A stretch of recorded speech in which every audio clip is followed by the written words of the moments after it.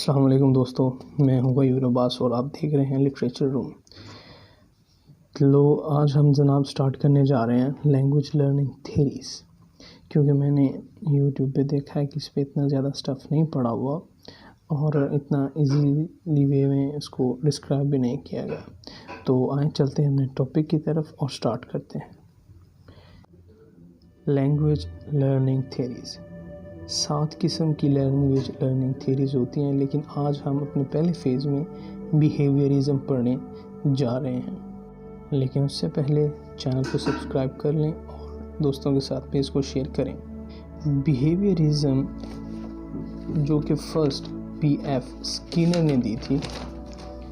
सबसे पहले तो हमें बिहेवियरिज़म के बारे में पढ़ने से पहले ये जानना होगा कि ये हम लर्निंग थ्योरीज इसलिए पढ़ रहे हैं क्योंकि हम सेकंड लैंग्वेज को हासिल कर सकें। मसलन हम इंडियंस पाकिस्तानी हैं, सब कॉन्टिनेंट में रहते हैं, इंग्लिश का बड़ा इन्फ्लुएंस है यहाँ पे। तो अगर इंग्लिश को हमने सीखना है इजीली, थोड़ा तेज़ी से, तो हमें ये लैंग्वेज लर्निंग थ्योरीज अडॉप्ट करनी होंगी ताकि हम इंग्लिश को अच्छी तरह जान सकें। तो पहले देखते हैं बिहेवियरिज़म की थ्योरी को, इसकी डेफिनेशन को। बिहेवियरिज़म में या बिहेवियरिस्ट का ये मानना है कि आपका बिहेवियर जो है वो डिटरमाइन किया जाता है इन्वायरमेंट के साथ। फॉर एग्ज़ाम्पल, इन्वायरमेंट अगर चेंज होता है तो आपका बिहेवियर भी चेंज हो जाएगा। हम इसको एग्जांपल के साथ इजीली और अंडरस्टैंड कर सकते हैं। मसलन रिवार्ड और पनिशमेंट, ये एक प्रिंसिपल है बिहेवियरिज़म का। अब इसकी एग्जांपल क्या है कि एक टीचर है, वो अपने स्टूडेंट्स को अच्छी परफॉर्मेंस पर रिवार्ड देता है तो उसका बिहेवियर ऑटोमेटिकली पॉजिटिव हो जाएगा।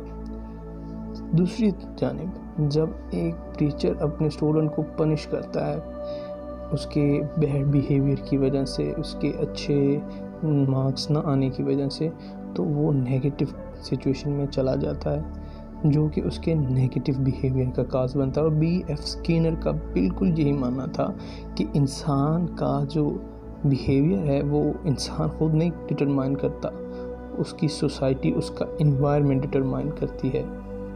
तो इसकी जो प्रॉपर डेफिनेशन है वो यूँ बनेगी फिर कि behaviourisms argues that there is no mind, no thought, no feeling and the only important thing to consider is behaviour. उम्मीद करता हूँ यहाँ तक आपको समझ आई होगी। फिर अगर हम इसकी थोड़ी सी फर्दर डिटेल एनालिसिस करें तो हमें 3 साइकोलॉजिस्ट हमें मिलते हैं जिन्होंने इस पर ज़्यादा काम किया। उनमें जॉन B. वॉटसन हैं, एवन पॉलर हैं और B.F. स्किनर। B.F. स्किनर को लीडर ऑफ बिहेवियरिज्म भी कहा जाता है क्योंकि इनका सबसे ज़्यादा मोस्ट इन्फ्लुएंशियल वर्क भी बिहेवियरिज्म पे रहा। B.F. स्किनर का मानना था कि इंसान का बिहेवियर जो वो शो करता है सोसाइटी में, वो उसकी एक्शन और उसके नताइज की वजह से होता है। मसलन हमने देखता है कि कुछ लोग जिनका रवैया, एटीट्यूड बड़ा ही अकड़ू सा होता है, वो अगर किसी के साथ लड़ाई करते हैं तो उसके रिटर्न में उनके साथ भी लड़ाई होती है। अगर कोई किसी को गाली देता है तो उसको उसका रिवार्ड मिलता है। सो ये कॉन्सिक्वेंसेस, स्किनर का मानना ये था कि ये एक्शन ही आपके कॉन्सिक्वेंसेस को बनाते हैं और ये होता ही है आपकी ऑपरेंट कंडीशनिंग में। बिहेवियरिज्म की 2 कंडीशंस होती हैं। फर्स्ट ऑपरेंट कंडीशनिंग, 2 कंडीशंस होती हैं, एक होती है ऑपरेंट कंडीशन, एक होती है क्लासिकल कंडीशन। B.F. स्किनर ने जो ऑपरेंट कंडीशन को डिफाइन किया है उसका कहना यह है कि operant condition demonstrate the effect of positive and negative reinforcements or behavior। जैसे कि मैंने पहले एग्जांपल दी कि एक स्टूडेंट है जिसको टीचर उसका रिवार्ड करता है अच्छे गिफ्ट के साथ, तो उसका जो बिहेवियर है वो अच्छा हो जाएगा। क्लासिकल कंडीशन की डेफिनेशन कुछ यूँ होगी। क्लासिकल कि हम कह सकते हैं कि इसको हम क्लासिकल कंडीशन भी कहते हैं और इसको पेलवोल्वियन कंडीशन भी कहते हैं, क्योंकि एक बिहेवियरिस्ट है जिनका नाम पेलवोल्व है, उन्होंने इस कंडीशन को डेवलप किया था। इसको हम सादातर तरीन सूरत में यूँ लिख सकते हैं कि in simple terms two stimuli are linked together to produce a new learn response in a person और एनिमल। मतलब जब दो स्टिमुलस मतलब इनिशियल इन्फॉर्मेशन इकट्ठी होती हैं और रिस्पॉन्स पैदा करती हैं, किसके लिए, एक पर्सन के लिए या एनिमल के लिए। इसकी एग्जांपल मैं आपको बता देता हूँ। मसलन हमने एक पेट रखा हुआ है डॉग, ठीक है।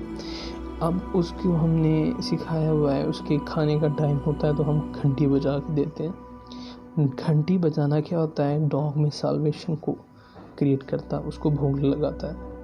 अब उसका मालिक क्या करता है, उसके खाने का टाइम हो गया है, डॉग के खाने का टाइम हो गया है, तो उसका मालिक आता है और वो घंटी को हिलाता है, तो कुत्ते को मतलब डॉग को पता चल जाता है कि उसके खाने का वक्त है। और इस तरह से वो एक रिस्पॉन्स, आउटर रिस्पॉन्स था जो कि इन हो गया डॉग में। दो स्टिमुलस प्रोड्यूस हुए जिन्होंने रिस्पॉन्स क्रिएट किया किसी में, डॉग में। जिस तरह हमने पहले पढ़ा है कि action and consequences make the behaviour, जो कि स्किनर की हमने डेफिनेशन पढ़ी थी। सो ये दो कंडीशनें हैं और आज हमारा पहला लेक्चर था। इंशाल्लाह फर्दर मोर और चलते रहेंगे। और किसी को अगर कोई परेशानी हुई हो समझने में तो प्लीज़ कमेंट सेक्शन में मुझे बताएं। किसी किस्म की भी हेल्प चाहिए तो मैं इंशाल्लाह आपको गाइडलाइन देता रहूँगा। और इंग्लिश की मतलब इस चैनल पे आपको इंग्लिश की तमाम डोमेन्स, तमाम प्रिंसिपल्स के बारे में, टेंसेस, ग्रामर्स, लिटरेचर, लिंग्विस्टिक्स के तमाम लेक्चर्स मिलेंगे।